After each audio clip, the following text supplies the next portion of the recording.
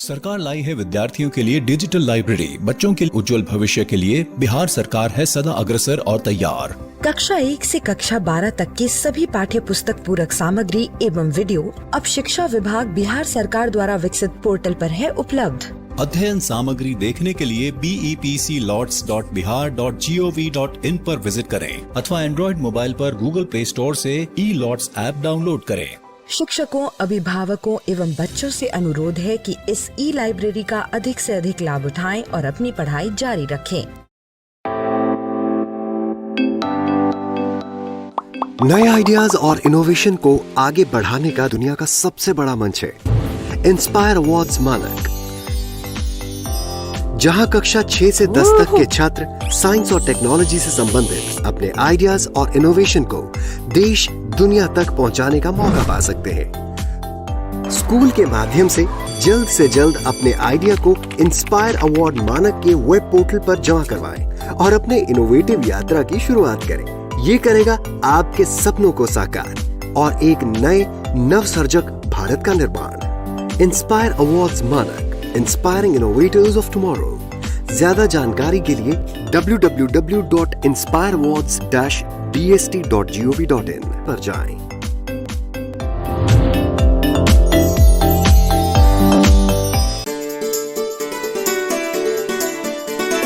डर से नहीं तैयारी से आगे कदम बढ़ाना है।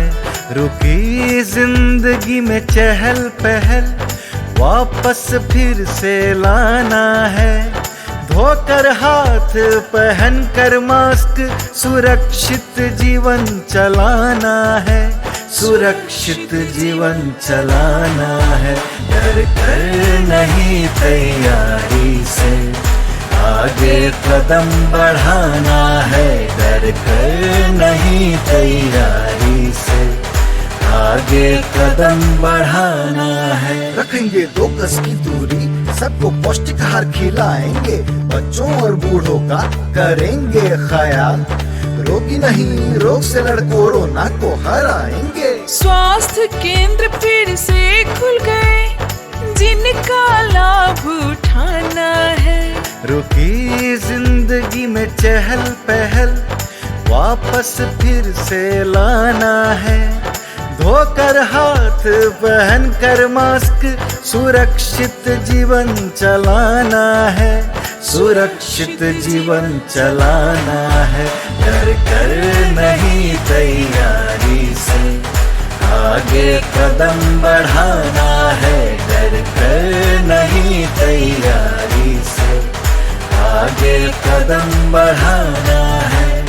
टीकाकरण की शुरुआत हो गई है, पर पहले की तरह हमें मास्क लगाना और 2 गज की दूरी बनाए रखना अभी भी जरूरी है। स्वास्थ्य विभाग और सूचना एवं जनसंपर्क विभाग बिहार सरकार द्वारा जनहित में जारी। जीतेगा बिहार।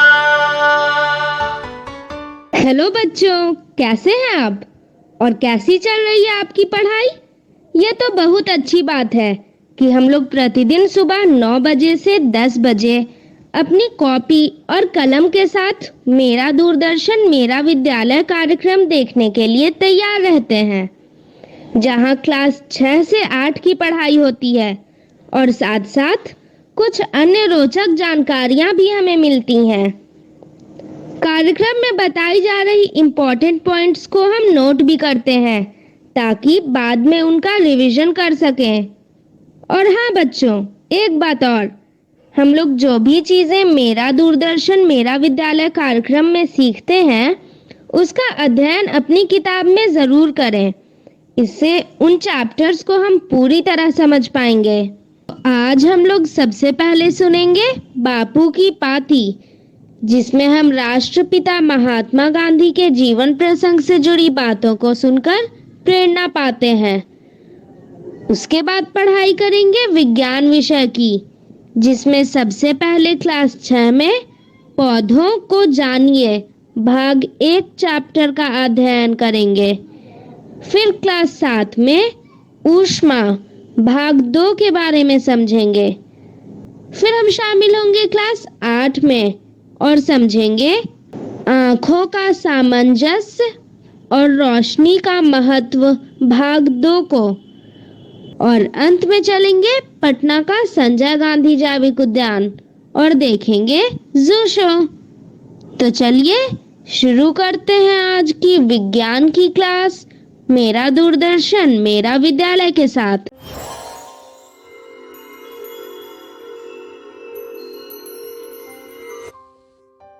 बापू की कहानी, जिसमें हम बात करेंगे महात्मा गांधी के जीवन के बारे में।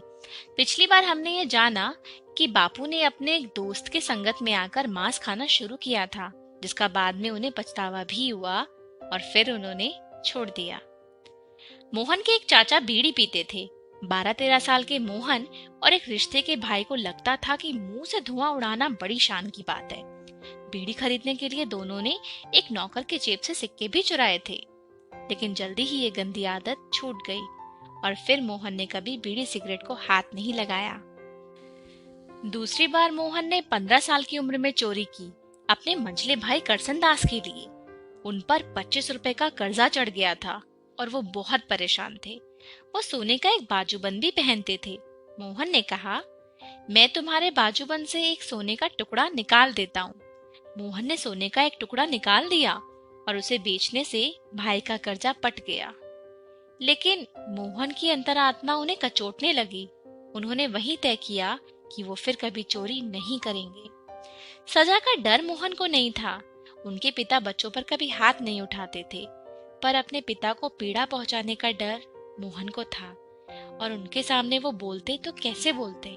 और फिर उन्हें ख्याल आया कि वो लिखकर अपना गुनाह स्वीकार कर सकते हैं।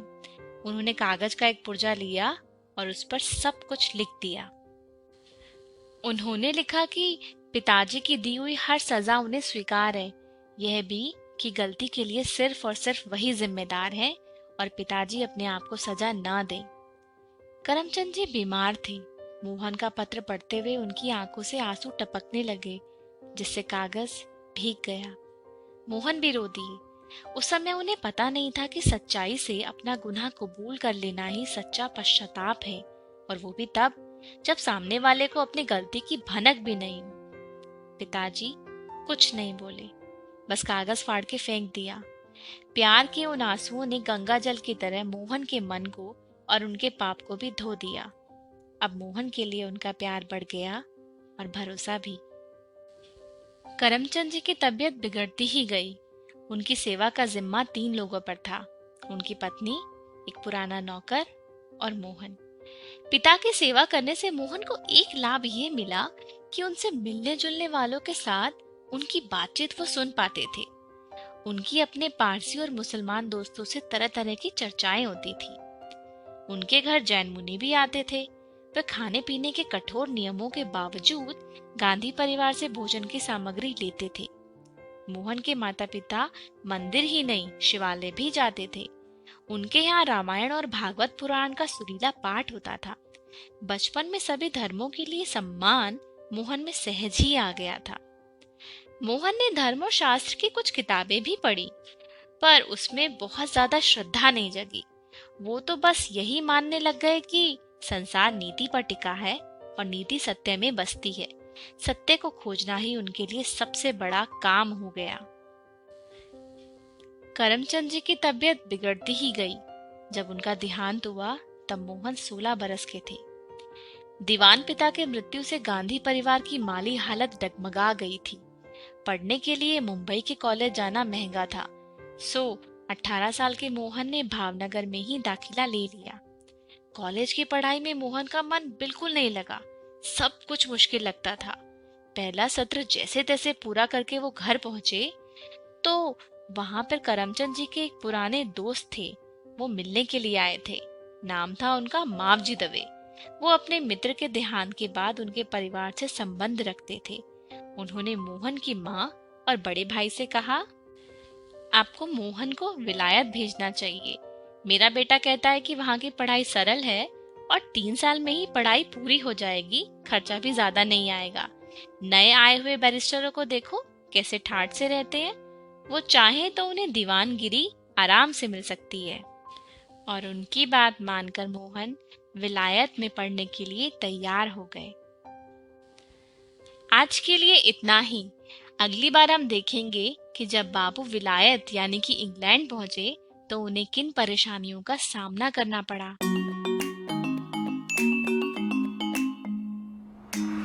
पिकनिक पर आए लोग अलग अलग तरह के खेल खेल रहे थे।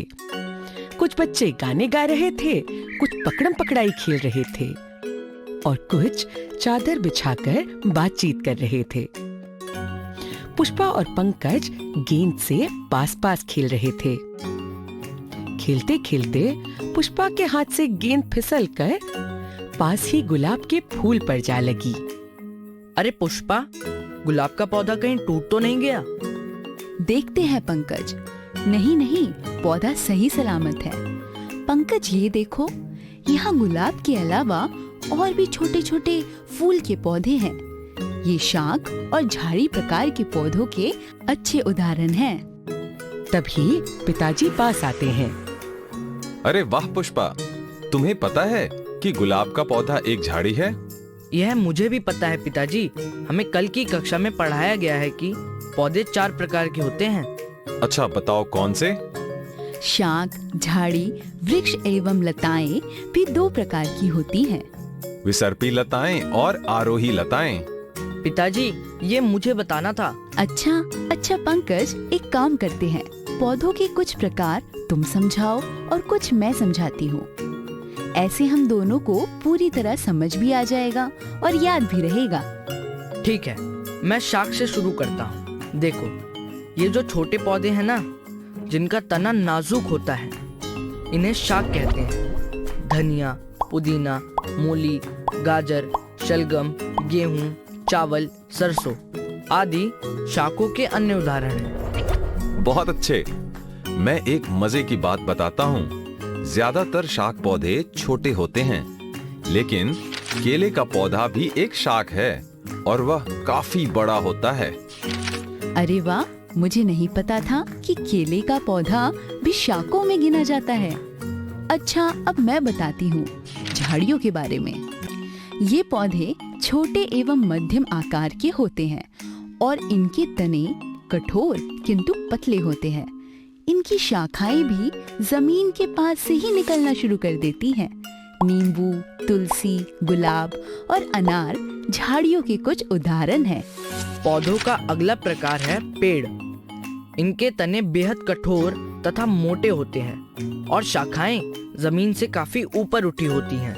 आम, खजूर, नारियल आदि पेड़ों के कुछ उदाहरण हैं। बच्चों, क्या तुम जानते हो कि दुनिया का सबसे ऊंचा पेड़ रेडवुड है, जो कि 100 मीटर से भी ज्यादा ऊंचा हो सकता है, यानी लगभग 300 मंजिला इमारत से भी ऊंचा।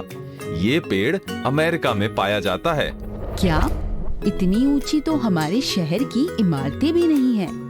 एक तरफ है रेडवुड का पेड़ जो इतना ऊंचा हो जाता है और दूसरी तरफ है विसर्पी लताएं जो जमीन से ऊपर ही नहीं उठती।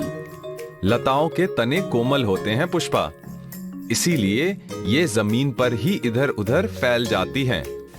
कद्दू, तरबूज, खरबूजा आदि विसर्पी लताओं के उदाहरण हैं। तरबूज, खरबूजे और आम के बारे में सोचकर तो मुंह में पानी आ गया। अच्छा, क्या लौकी के बारे में सोचकर भी मुंह में पानी आता है? लौकी मैं तुम्हें खिलाऊंगा, मुझे नहीं पसंद। मुझे तो पसंद है। ये पौष्टिक फल जो हम सब्जी की तरह पकाकर खाते हैं, हमें आरोही लताओं से मिलता है। ये लताएं अपने आसपास के पेड़ों, सीढ़ियों या अन्य मजबूत चीजों के सहारे ऊपर चढ़ जाती हैं। अंगूर भी आरोही लता का एक उदाहरण है। ये बताओ तो मैं मान लूंगा कि तुम्हें पौधों के बारे में बहुत कुछ पता है। हाँ, पूछो। दुनिया का सबसे बड़ा फल किस पेड़ में लगता है? अरे, ये तो मैंने कभी सोचा ही नहीं। लताओं के बारे में बात हो रही है तो तरबूज ही होगा। तरबूज? क्या आपको पता है? सही कहा। कटहल का फल सभी फलों से बड़ा होता है और कटहल के पेड़ पे लगता है। पता है, कटहल का एक फल 50 किलो तक का भी हो सकता है। पुष्पा, जो लोग ये वीडियो देख रहे हैं उन्हें तुमसे ज्यादा पता है। आज तो मजा आ गया और ये भी पता चला कि मेरे दोनों बच्चे बहुत होशियार हैं। अब अंधेरा होने लगा है, घर चलने की तैयारी करो। अरे कितना मजा आ रहा था। कोई बात नहीं, कल शाम सुंदर अंकल के बागीचे में चलते हैं। हाँ पुष्पा, पक्का चलेंगे, क्योंकि अभी तो हमें पौधों के तनों, फूलों और उनकी जड़ों आदि पर भी चर्चा करनी है। चलो बच्चों, देर हो रही है। हाँ पिताजी, चलते हैं।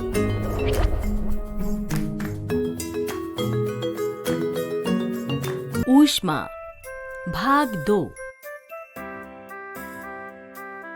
नमस्कार दोस्तों, कैसे हैं आप सब? मुझे तो कुछ दिनों से बुखार था। डॉक्टरी थर्मोमीटर पर तापमान 100 डिग्री सेल्सियस था, जो सामान्य से 2 डिग्री सेल्सियस ऊपर है। क्या आप सबको हमारे शरीर का सामान्य तापमान याद है? हाँ, मानव शरीर का सामान्य तापमान 37 डिग्री सेल्सियस या 98.4 डिग्री फ़ारेनहाइट होता है। आप सब भी अब थर्मोमीटर के उपयोग के बारे में जानते हैं, पर क्या हम डॉक्टरी थर्मोमीटर से गर्म पानी का तापमान माप सकते हैं? गर्म चीजें ठंडी और ठंडी चीजें गर्म कैसे हो जाती हैं? आइए इस कहानी के माध्यम से ऐसे ही कुछ सवालों के जवाब ढूंढते हैं। इस कहानी के उद्देश्य हैं: क. प्रयोगशाला तापमापी, ख. ऊष्मा का प्रवाहित होना, ग. चालक और कुचालक।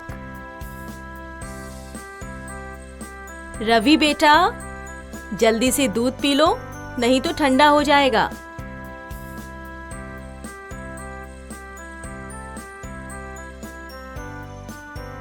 माँ, यह तो अभी भी बहुत गर्म है, इसे जल्दी से ठंडा कर दो।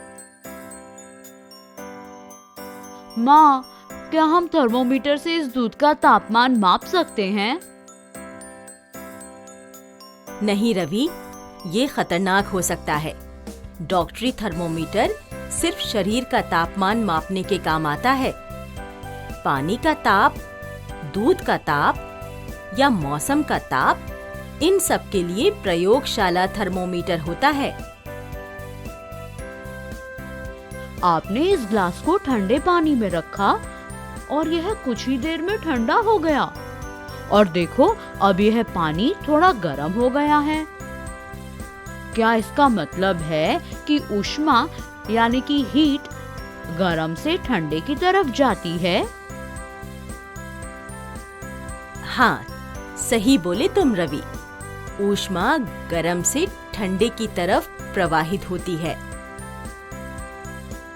क्या यही वजह है कि कल मेरी आइसक्रीम पिघल गई थी? हाँ बच्चों, ऊष्मा गर्म वस्तु से ठंडी वस्तु की तरफ प्रवाहित होती है। रवि, ये लो तुम्हारी विज्ञान की किताब। कल टीचर जी से बहुत सारे सवालों के जवाब पूछने पड़ेंगे। क्यों? क्या हुआ? क्या समझ नहीं आया तुम्हें? मेरे ऊष्मा के अध्याय में कई सवाल हैं। रवि बेटा, जरा सब्जी में करछी तो घुमा दो। ओह, यह करछी तो कितनी गर्म है। बेटा, वहाँ एक लकड़ी की करछी रखी है, वह ले लो। अरे, ये लकड़ी की चम्मच तो गर्म नहीं है, पर वो स्टील की चम्मच कितनी गर्म थी। हाँ, इसके बारे में हमारी विज्ञान की किताब में भी लिखा है, पर इसका कारण क्या है? चल रमेश, एक प्रयोग करते हैं। हम कुछ अलग अलग धातुओं से बनी चीजें लेते हैं और एक एक करके गर्म पानी में डालते हैं। देखते हैं कि कौन सी चीज पर ऊष्मा का क्या प्रभाव होता है। बच्चों ठहरो, मैं पानी गरम कर देती हूँ। यह देख रमेश, मैंने यह लकड़ी की चम्मच, स्टील की चम्मच, यह कैंची, ये प्लास्टिक का स्केल और यह चीनी मिट्टी की चम्मच लिया है। चल इन सबको पानी में डाल देते हैं। ये देख रवि, स्टील की चम्मच कितनी गर्म हो गई और ये प्लास्टिक, लकड़ी और चीनी मिट्टी की चीजें तो गर्म ही नहीं हुई है। यह लोहे से बनी कैंची तो कितनी गर्म हो गई है। हाँ रमेश, मैंने देखा कि जब हम बगीचे में खेलते हैं तो वह लोहे की फिसल पट्टी भी तो कितनी गर्म हो जाती है। तो इसका मतलब है लकड़ी, प्लास्टिक आदि में एक सिरे से दूसरे सिरे तक ऊष्मा प्रवाहित नहीं होती है और स्टील, लोहा में ऊष्मा प्रवाहित होती है। सही निरीक्षण है। शाबाश बच्चों। जिन वस्तुओं में ऊष्मा प्रवाहित होती है उन्हें चालक यानी कंडक्टर्स कहते हैं और जिन वस्तुओं में ऊष्मा प्रवाहित नहीं होती उन्हें कुचालक यानी इंसुलेटर्स कहते हैं। अच्छा, तभी कई बर्तनों के हैंडल यानी पकड़ने का स्थान प्लास्टिक के होते हैं ताकि जब बर्तन में कोई गर्म चीज पक रही हो तो उसका पकड़ने का स्थान गर्म ना हो और हमारे हाथ ना जलें। हाँ, सही कह रहे हो। सूरज भी तो कितनी गर्मी देता है और उसकी वजह से हवा और नदी, समुद्र आदि का पानी गर्म हो जाता है। तो क्या हवा और पानी ऊष्मा के चालक हैं या कुचालक?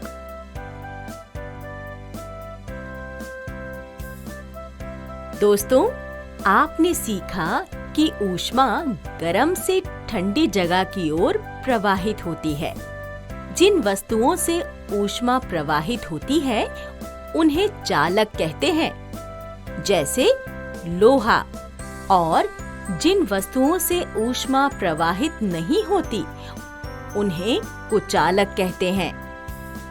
पर रवि के प्रश्न का उत्तर क्या हो सकता है कि हवा और पानी से ऊष्मा प्रवाहित होती है या नहीं?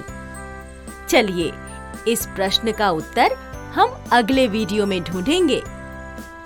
जल्द मिलते हैं।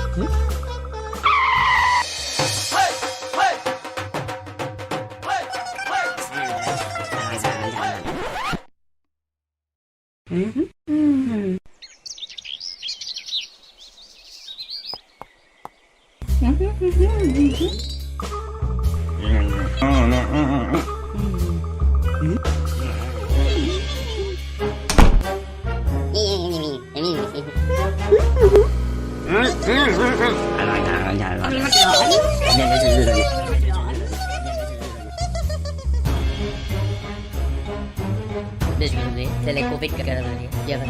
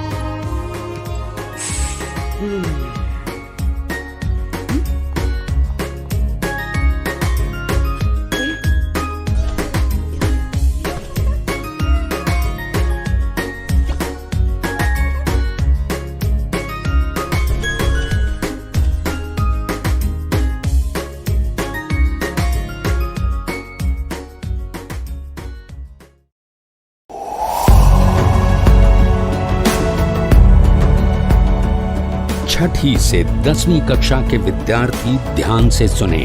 खास आपके लिए हैं इंस्पायर अवार्ड्स मानक।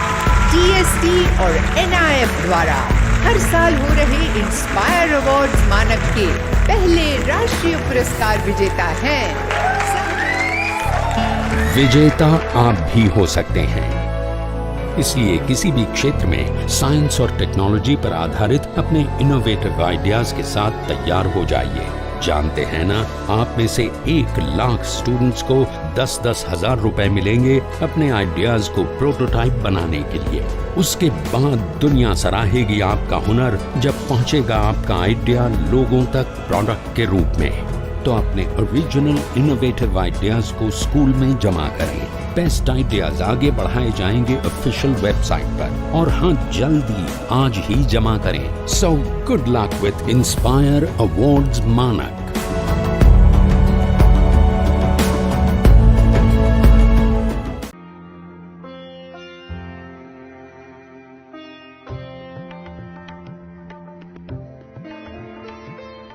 सानिया, ये एक 13 साल की 8वीं क्लास में पढ़ने वाली लड़की है जिसे नई नई चीजों के बारे में जानना पसंद है। मम्मी जी, सानिया की मम्मी, जिनकी उम्र लगभग 40 साल है, जो कि शहर में रहती हैं, वो सानिया को नई चीजें खोजने, जानने में मदद करती हैं। कबीर, सानिया का बड़ा भाई, जिसकी उम्र 14 साल है, वो 9वीं क्लास में पढ़ता है और सानिया को नई नई चीजें समझने में मदद करता है।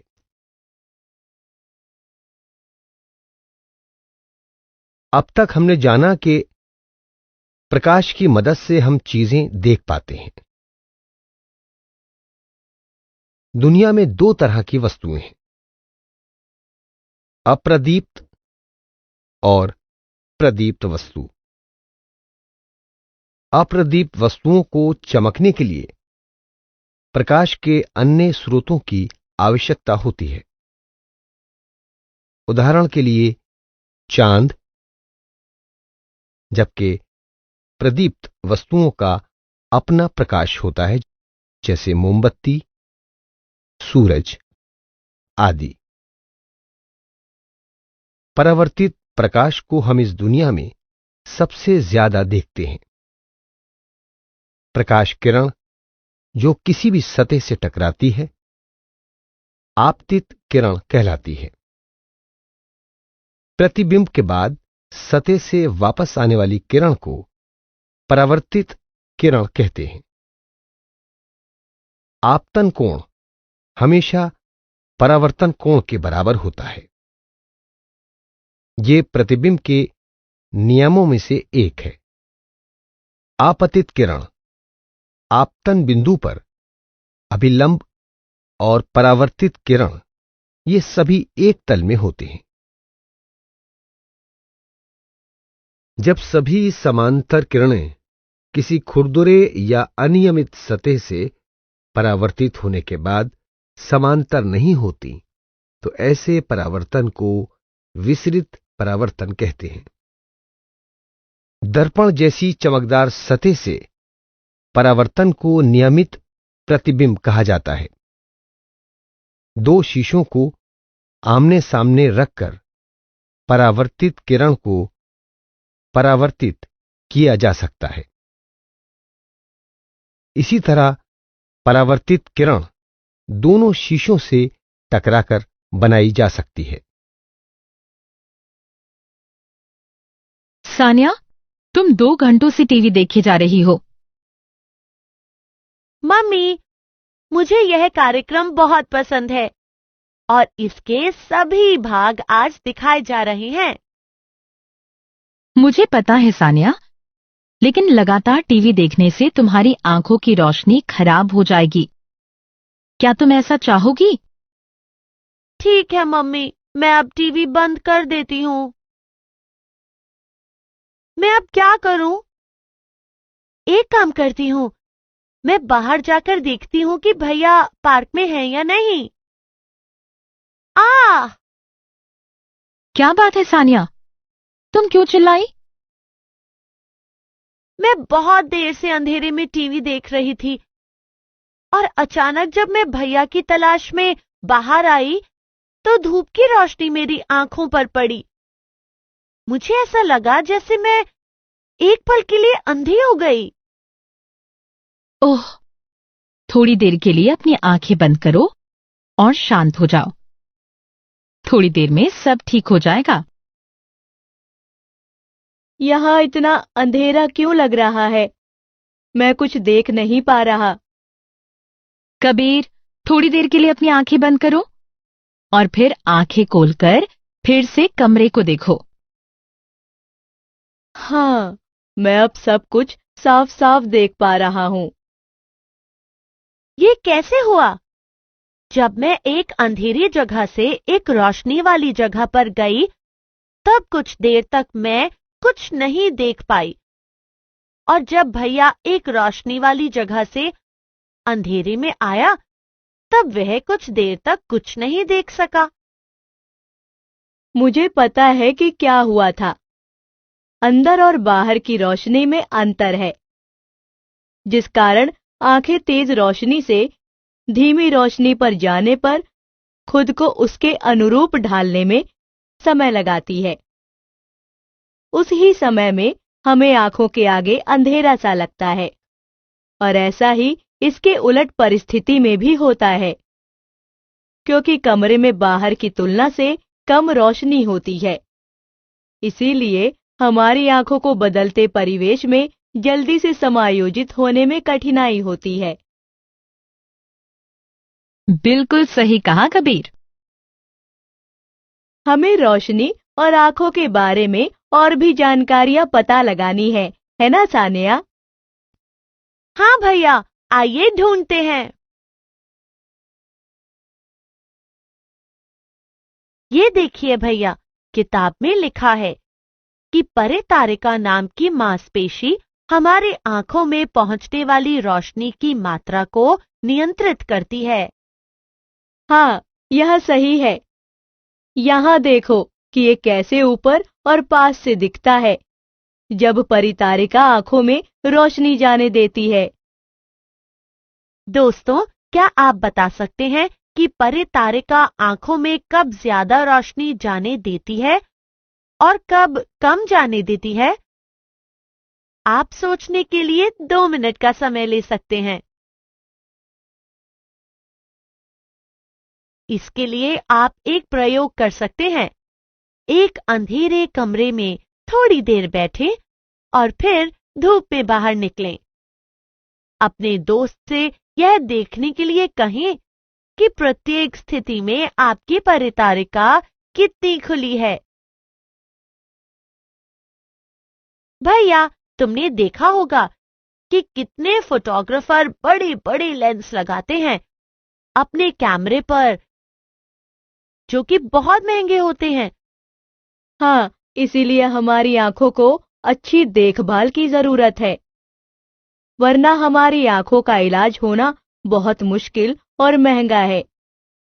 और कई बार जब हमारी आंखों की रोशनी चली जाती है तो उसे दोबारा पाना बहुत मुश्किल है।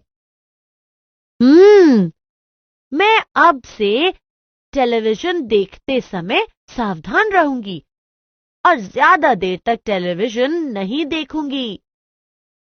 दोस्तों, क्या आप मुझे सही दृष्टि के लिए माप बता सकते हैं?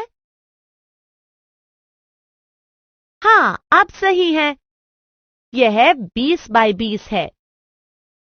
यदि आप एक नेत्र परीक्षण केंद्र में जाते हैं तो आप देखेंगे कि नेत्र रोग विशेषज्ञ आपकी आंख की जांच करेंगे और फिर आपकी दृष्टि को एक संख्या देंगे जो आपकी दृष्टि के आधार पर होगी। यदि आप अब तक किसी नेत्र रोग विशेषज्ञ के पास नहीं गए हैं तो आपको निश्चित रूप से वहां जाना चाहिए। सानिया, क्या तुम जानती हो कि आंखों के भी कई रोग होते हैं जो किसी को भी हो सकते हैं? उनमें से एक मोतियाबिंद है। इसमें आंख का लेंस धुंधला हो जाता है। भैया, क्या मोतियाबिंद का इलाज मुमकिन है?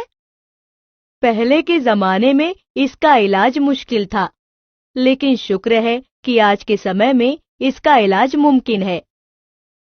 इसके इलाज में अपारदर्शी लेंस को हटा दिया जाता है और एक नया कृत्रिम लेंस डाल दिया जाता है। मुझे याद है कि हमारे पड़ोसी को भी यही मोतियाबिंद की परेशानी थी। भैया, क्या आप जानते हैं, हमारे शिक्षक कह रहे थे कि यदि हम सब्जियां, फल, विटामिन ए से भरपूर भोजन जैसे पालक, उचित आहार जैसे गाजर खाते हैं, तभी हमारी आंखों की रोशनी बेहतर बनी रहती है। सीधी धूप भी हमारी आंखों के लिए खराब है। हाँ, इसके अलावा हमारे स्कूल में योग शिक्षक ने कुछ अच्छे नेत्र व्यायाम भी सिखाए हैं।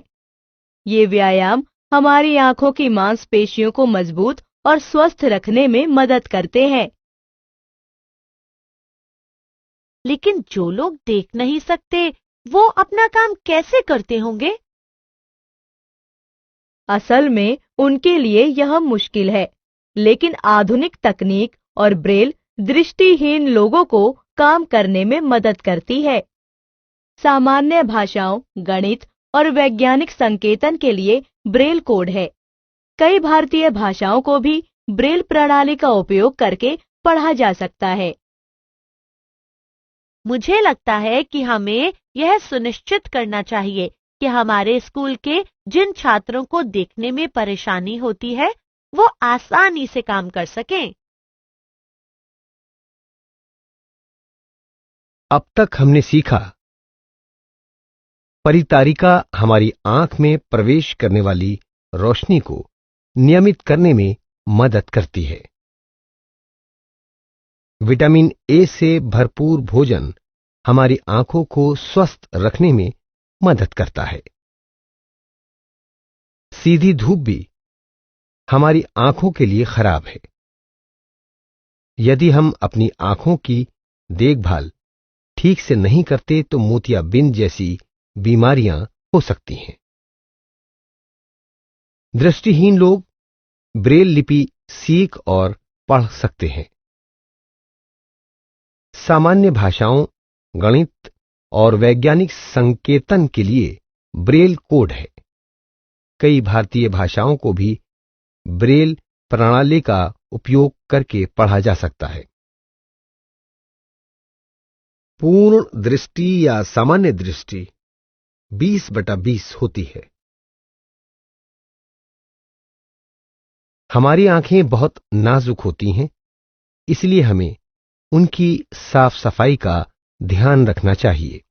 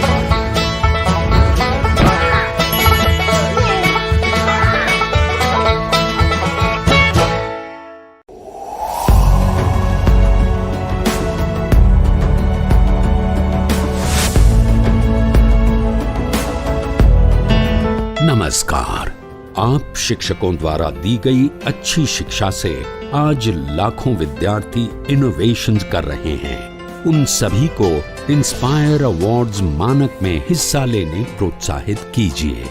करना है इतना कि आपके विद्यालय के 6ठी से 10वीं कक्षा के छात्र और छात्राएं साइंस और टेक्नोलॉजी पर आधारित अपने इनोवेटिव आइडियाज आपके पास जमा करें, ताकि वो DST और NIF द्वारा आयोजित इंस्पायर अवार्ड्स मानक प्रतियोगिता में हिस्सा ले सकें। 1 लाख छात्रों को 10-10 हजार रुपए मिलेंगे अपने आइडियाज को प्रोटोटाइप्स बनाने के लिए। फिर छात्र डिस्ट्रिक्ट, स्टेट और नेशनल लेवल पर अपने इनोवेशंस को दिखाएंगे, फिर प्राइजेस और सम्मान पाएंगे। तो आज ही अपने स्टूडेंट्स को हिस्सा दिलवाएं इंस्पायर अवार्ड्स मानक में। तो बच्चों, जैसा कि मैंने पहले ही बताया था कि आज हम लोग शुरू करेंगे जू शो। तो चलिए शुरू करते हैं।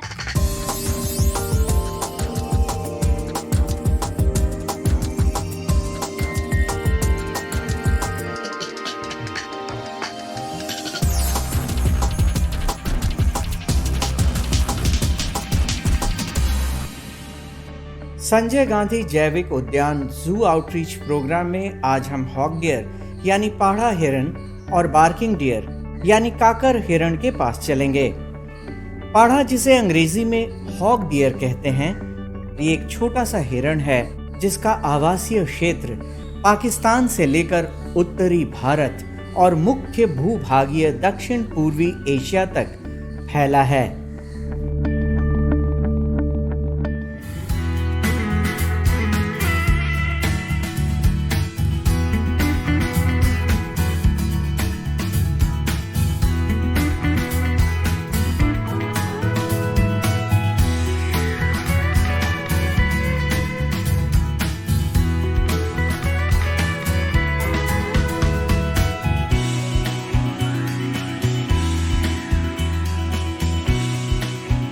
पाढ़ा हिरन अंतर्राष्ट्रीय प्रकृति संरक्षण संघ IUCN की संकटग्रस्त प्राणियों की सूची में शामिल है।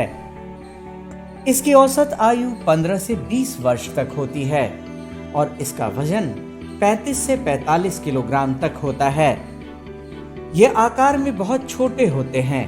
नर पाढ़ा हिरन की ऊंचाई 65 से 75 सेंटीमीटर और मादा पाढ़ा हिरन की ऊंचाई 60 से 65 सेंटीमीटर तक होती है, जबकि इनकी लंबाई 105 से 115 सेंटीमीटर तक होती है। इनका अगला पैर पिछले पैर से ज्यादा छोटा होता है।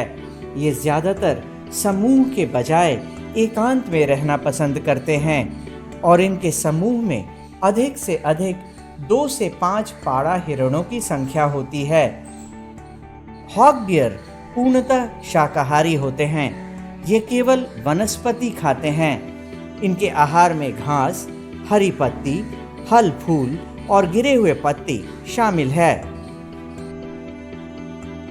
इनका गर्भकाल 210 से 240 दिनों का होता है। नर पाढ़ा हिरन के ऊपर सींग होता है। जब हम इनके मॉर्फोलॉजिकल फीचर्स की बात करते हैं तो इसमें चीतल से ही मिलते जुलते जो इनके स्किन का कोट होता है वो पाया जाता है। इस पे भी स्पॉट्स होते हैं, लेकिन ये उतने प्रोमिनेंट नहीं होते हैं जितने कि चीतल में पाया जाता है। इनका हाइट भी चीतल से कम होता है। जो मेल होते हैं उनमें एंटलर्स पाया जाता है, फीमेल में नहीं होता है, जिसे ये एनुअली शेड कर देते हैं। 3 साल में जो फीमेल होती हैं वो एडल्ट हो जाती हैं और गर्भ धारण कर सकते हैं। इसके अतिरिक्त ये मेनली ये हर्बीवोर हैं और घास, कंदमूल और पत्तियाँ इत्यादि खा करके अपना जीवन यापन करते हैं। इनको शेड्यूल 3 में रखा गया है वाइल्ड लाइफ प्रोटेक्शन एक्ट में। पटना जू में इनकी संख्या लगभग 40 के आसपास है और इनके लिए काफ़ी नेचुरलिस्टिक इनक्लोजर है जिसमें बड़े बड़े वृक्षों को देखा जा सकता है। बार्किंग डियर यानी काकर हिरन अन्य हिरणों की तरह ही स्तनधारी जानवर है। यह अपनी सुंदर आंखें और बुद्धिमत्ता के लिए जाना जाता है। ये बहुत ही चंचल होता है, जिसके कारण लोग इसे बेहद पसंद करते हैं। ये संभवतः सभी प्रजातियों के हिरणों में सबसे पुराना है। इसे धरती पर 150 से 350 लाख वर्ष पूर्व देखा गया। इसके जीवाश्म फ्रांस, जर्मनी और पोलैंड में पाए गए हैं। इसका वैज्ञानिक नाम मुंटियाकस मुंचाक है। आज इसकी जीवित प्रजाति दक्षिण एशिया के मूल निवासी हैं और ये भारत से लेकर श्रीलंका, चीन, दक्षिण पूर्वी एशिया, इंडो चाइना, पूर्वी हिमालय और म्यांमार में पाए जाते हैं। नर काकर हिरण का वजन मादा काकर हिरण से थोड़ा ज्यादा होता है। नर काकर हिरण का वजन 14 से 28 किलोग्राम होता है। इसका औसतन जीवन काल 18 से 25 वर्ष का होता है। इसके बाल छोटे और मुलायम होते हैं। बालों का रंग भूरा या स्लेटी होता है और कभी-कभी उनमें सफेदी भी झलकती है। खतरे का आभास होने पर यह जो ध्वनि निकालता है वह भौंकने के समान होता है। इसीलिए इसको अंग्रेजी में बार्किंग डियर भी कहते हैं। यह अपने आकार के विपरीत काफी उग्र हो सकते हैं। बार्किंग डियर का गर्भकाल 160 से 170 दिनों का होता है और ये एक बार में 1 या 2 बच्चे को जन्म देते हैं। ये घास, हरी पत्ती, फल फूल खाना पसंद करते हैं। बार्किंग डियर जो हैं, इसे हिंदी में कोटरा भी कहा जाता है। ये संपूर्ण भारत में पाए जाते हैं। इनका रंग जो होता है गहरे भूरे रंग का होता है और इनका स्वभाव होता है कि ये काफ़ी हर्ड में भी रहते हैं, कभी अकेले भी ज़्यादा पसंद करते हैं। ये सुबह और शाम में कॉल बहुत अजीब तरह का आवाज़ निकालते हैं जो और हिरणों की प्रजाति से इन्हें भिन्न करता है। एक मुख्य बात होती है बार्किंग डियर में, एक नर जो होते हैं उनके अपर कैनाइन, जो ऊपर वाले जो दांत होते हैं वो बाहर निकले हुए रहते हैं और मादा में ये नहीं पाया जाता है। बार्किंग डियर के जो सींग होते हैं वो काफ़ी छोटे होते हैं और बार्किंग डियर के सर पर एक भी शेप का आकार बना हुआ रहता है जो और हिरणों की प्रजाति से इसे बिल्कुल अलग करता है। संजय गांधी जैविक उद्यान में इनके रख रखाव में हम लोग इनको घास, पत्ते, अनाज इत्यादि देते हैं। ये फल भी खाते हैं। घास, पत्ते, अनाज प्रमुख रूप से इन्हें दिया जाता है। यहाँ मल्टीग्रेन्स भी मिक्सचर भी हम लोग बना करके देते हैं।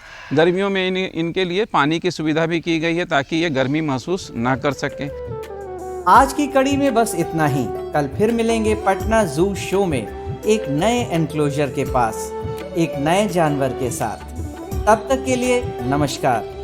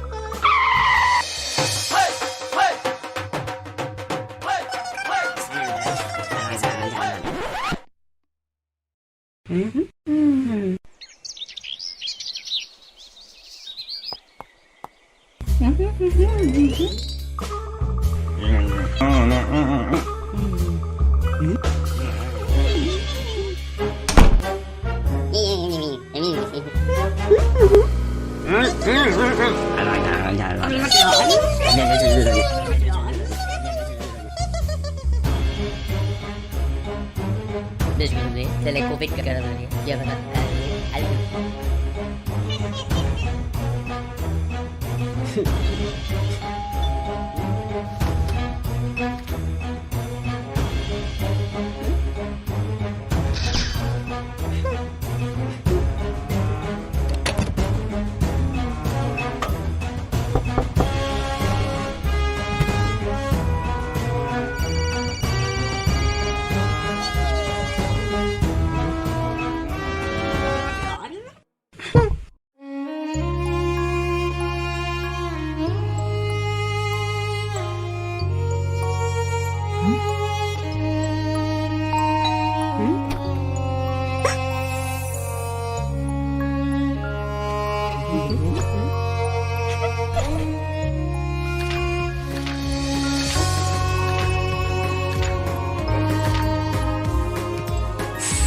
तो